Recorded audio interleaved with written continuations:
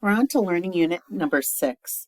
In unit number 6, we're going to be talking about selecting a sample in research and also research settings and the importance of setting in research. So the reason we select a sample is to gain information, to gain data, with the hope of being able to generalize our study's findings to a larger or to the large population. So matching sampling techniques to the purpose and design of the study will really determine the meaningfulness of study findings and the appropriateness of generalizing the findings to a larger population. So this week we're looking at, we're going to be able to define a sample and a population, pretty clear. And remember that in the beginning of each chapter, this is, we're reading chapter 8 for this learning unit, but in the beginning of each chapter is a glossary of key terms. It's really very helpful to look over that prior to doing your readings. The readings do highlight or bold type those terms that are used in the chapter. But it's really good to start by looking at that. So if you look at the word sample, you can see it's a subset of a population. And if I look at the term population, it's the entire set of typically subjects, but it can be objects, events, elements that are being studied. It's also many times you'll see in research, it's called a target population.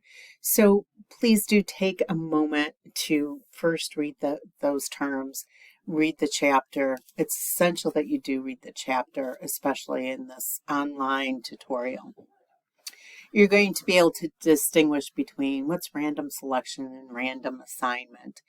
But the biggest thing is you're going to be able to list the characteristics, uses, and limitations of each type of probability and non-probability sampling. So you're starting by reading chapter 8, selecting the sample and setting, and you're going to do a few other things. The one thing is this is a quick video on sampling methods.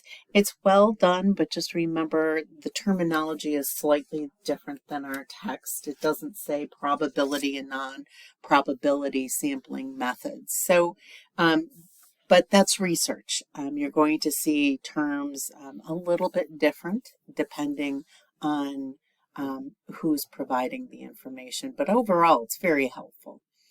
Quiz 6 is, there's 10 questions, multiple choice questions, but remember it's set up so that you can open, you can save and resume this quiz at any time.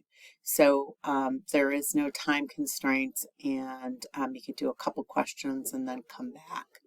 You're going to be uploading your annotated bibliography, your second one here. So as the instructions are provided, your annotated bibliography there's some really good resources that are listed when you click on about the annotated bibliography. Especially the second one I thought was very helpful. So make sure you watch that video for annotated bibliography, and you're going to add in, this is your second one, you're going to add it to your first one and submit that. So by the fourth one, I'm going to see a document submitted that has each one of the 4 annotated bibs.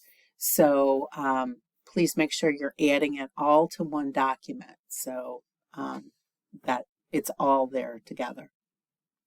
Discussion board 6 is kind of working with that annotated bib perhaps, or with that article that you did the annotated bibliography on. So this exercise is going to help you evaluate research, and especially the research that you're getting to answer your clinical question. So you get one full text article of your choice that is developing the evidence regarding your PICO clinical question. It can be the same article that you've used for your annotated bib. Go for it. It can be a different article. You're going to read the article and then reread the article, focusing on sampling methods and settings used in the study.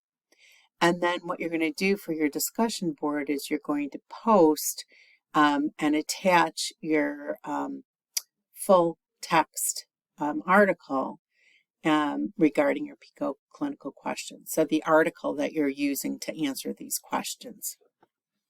And the questions are: identify the population. Is it a vulnerable pop?